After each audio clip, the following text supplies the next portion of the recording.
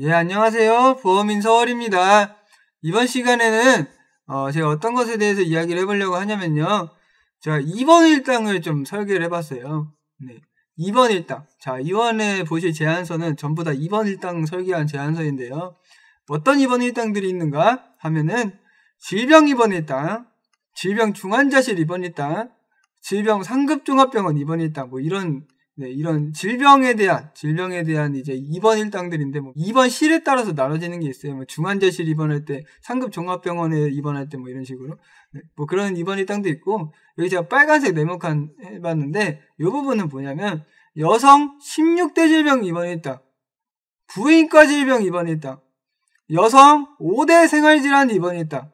네, 이런 부분들인데, 이게 뭐냐 하면, 이제 다 여성 관련된 질환들이죠. 이게 보면은 요 아래도 좀 더 보실게요.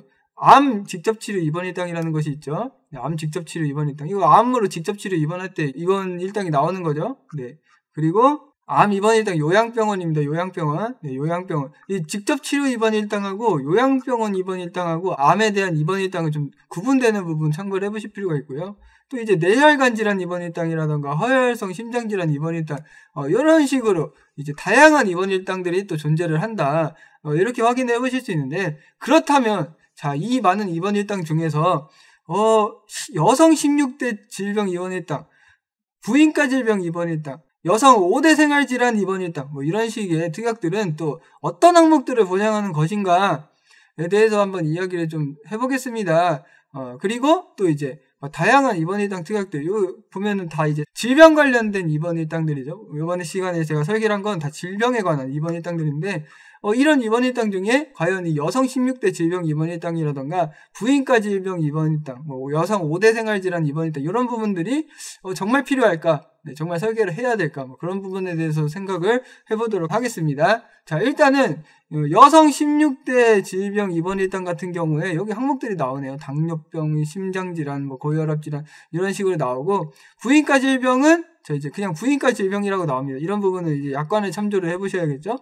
그리고 여성 5대 생활질환 입원 일당 같은 경우에는 보통 성대결절 뭐 이런 부분이 있네요. 손목 터널 증후군 뭐 이런 식으로 있는데, 이런 부분에 대해서 입원 일당이 지금 가입 금액은 뭐 10,000원 이런 식으로 되어 있습니다. 10,000원. 그러니까 4일 이상 입원 시에 1일당 뭐 가입 금액이 이런 식으로 10,000원으로 되어 있으면 10,000원이 지급이 되겠죠, 하루당.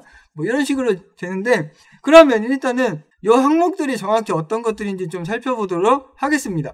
자, 이게 바로 이제 여성 16대 질병 입원 일당의 약관이에요. 약관인데, 이 아래를 쭉 내려가다 보면 여성 16대 질병의 정의 및 진단 확정이라 그래서 여성 16대 질병이라고 하면은 별표 29번 여성 16대 질병 분류표에서 분류되는 질병을 말합니다. 그러니까 이 여성 16대 질병 입원 일당으로 이게 보장을 받으려면 여기 있는 별표 29번에 여성 16대 질병 분류표에 해당하는 질병의 진단을 받으시고, 그 다음에 입원을 하시면은 이제 4일 이상 입원 시 하루당 가입 금액을 보장받을 수 있다. 이렇게 확인해 볼 수 있는데, 그럼 별표 29번은 어떤 내용이 있을까요? 네, 여기 보면 여성 16대 질병 분류표에서 이제 별표 29번에 해당하는 내용들이 확인이 되는데, 어떤 질병들이 있는가? 당뇨병, 심장질환. 근데 여기 보면 허혈심장질환이라는 항목도 있네요. 고혈압. 네, 고혈압. 그래서 본태성 고혈압이라던가 뭐 고혈압성 심장병이나 신장병도 해당이 됩니다. 2차성 고혈압도 있고요. 그 다음에 뇌혈관 질환이라던가 간질환, 미시비지장 궤양, 갑상선 질환, 동맥 경화증, 만성하부호흡기 질환 폐렴, 백내장, 녹내장, 결핵, 심부전증, 골다공증, 그리고 관절염까지. 자, 이런 부분이 여성 16대 질환인데요. 제가 이렇게 봤을 때는 이게 왜 꼭 여성 16대 질환일까? 그냥 남성도 충분히 걸릴 수 있는 거 아닌가? 그런 생각마저 드는 자, 그런 분류표인데요. 왜 이게 여성 16대 질환일까요? 뭐 이제 보험사에 어떤 생각이 있었겠죠. 네. 어떤 생각이 있었을 텐데, 아무튼 간에 자, 일단은 이 여성 16대 질병에 이런 항목들이 해당이 된다. 네, 그런 부분 일단 이해를 해보실 필요가 있고요. 그리고 여기 보셨던 이제 부인과 질병이라던가 여성 5대 생활질환 같은 경우에도 약관의 분류표를 어떻게 나와 있는지 한번 보겠습니다. 자, 여기가 바로 이제 부인과 질병 분류표이고요. 부인과 질병은 자, 어떤 항목들이 있는가? 제자리 신생물, 양성 신생물, 그다음에 뭐 행동 양식 불명 또는 미상의 신생물, 유방의 장애, 여성 골반의 기관의 염증성 질환, 여성 생殖기관의 비염증성 장애, 자궁경부의 결핵, 결핵성 여성 골반 염증 질환, 이런 부분이 부인과 질환이라고 하네요. 그래서 부인과 질병으로 이제 진단받고 입원 시에 또 가입 금액을 4일 이상 입원 시에는 보장받을 수 있다. 네, 이렇게 이해를 해보실 수 있고요. 다음으로 여성 5대 생활 질환. 자, 보면 성대결절, 손목 터널 증후군, 하지 정맥류, 족저근막염, 내향성 손발톱. 자, 여기까지가 이제 여성 5대 생활 질환이라고 할 수가 있겠습니다. 그래서 자, 이렇게 이제 여기 나오는 여성 16대 질병 입원 일당이라던가 부인과 질병 입원 일당, 여성 5대 생활 질환 입원 일당, 이런 특약들이 어떤 항목들을 보장하는지에 대해서 한번 살펴봤는데요.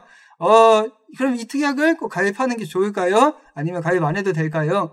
개인적인 생각에는요, 저는 이런 이제 특정 항목에 대해서 입원 일당을 보장하는 그런 특약들보다는 만약에 입원 일당을 가입하실 거면 질병 입원 일당 뭐 이런 식의 특약을 가입하는 게 좀 더 낫지 않나. 그리고 이게 가입 금액이 뭐 질병 입원 일당 가입 금액이 좀 적거나 그랬을 때는 뭐 중환자실 입원 일당이라던가 상급 종합병원 입원 일당 이런 식의 특약을 설계를 해보는 게 좀 더 낫지 않나. 왜냐하면은 물론 이런 이제 질병으로 입원을 하실 수도 있지만 저는 개인적으로는 이제 좀 질병의 범주는 최대한 폭넓게 보장받는 그런 입원 일당이 나은 것 같아요. 입원 일당을 준비를 할 때는. 왜냐하면은 이런 특정한 질병에 대해서 보장하는 그런 입원 일당을 준비를 하면 여기에 해당을 안 해요. 만약에 여기에 해당을 안 해요. 하다못해 뭐 단순 몸살 감기 이런 거는 지금 여기서 보장을 받을 수가 없거든요. 이런 부분에 대해서 보장받을 게 없어요. 근데 단순 몸살 감기로도 뭐 입원을 할 수 있는 거잖아요. 그러니까 그런 경우에 이제 질병 입원 일당에서 보장을 받을 수 있고 하니까 개인적으로는 입원 일당을 만약에 준비하신다 하시면 최대한 좀 보장 범주가 넓고 입원을 하면 웬만큼 보장을 받을 수 있는 그런 특약을 준비하는 게 낫지 않나 그런 생각을 합니다. 그래서 개인적으로는 오늘 알아본 이런 세 가지 특약, 여성 16대 질병 입원 일당이라던가 부인과 질병 입원 일당, 여성 5대 생활질환 입원 일당 같은 경우에는 뭐 그렇게까지 보험인 서울이 추천을 하는 특약은 아니다. 네, 개인적인 생각을 말씀을 드려봤습니다. 그래서 이번 시간에는 이러한 입원 일당, 자, 입원 일당에 대한 이야기를 좀 해봤습니다. 영상 내용을 잘 보셨다면 좋아요와 구독 버튼 한 번씩 눌러주시고요. 보장 분석이나 증권 분석 그리고 이런 보험 상담, 뭐 설계안 뭐 이런 거 상담 필요하시면 또 연락 주시면 친절히 상담해드리겠습니다. 좋은 하루 되시길 바라겠습니다. 감사합니다. 계약 체결 전 상품 설명서 및 약관을 자세히 읽어보시기 바랍니다. 장지원 FC는 해당 상품에 대해 충분히 설명할 의무가 있으며 가입자는 가입에 앞서 이에 대한 충분한 설명을 받으시기 바랍니다. 프라임에셋 장지원 FC는 다수의 보험사와 계약 체결 및 대리 중개하는 보험 설계사이고 보험회사로부터 보험계약 체결권을 부여받지 아니하였습니다. 보험료 중 일부를 금융투자 상품을 취득 처분하는 데 사용하거나 그 밖의 방법으로 운용한 결과에 따라 보험금 또는 해약 환급금의 손실이 발생할 수 있습니다.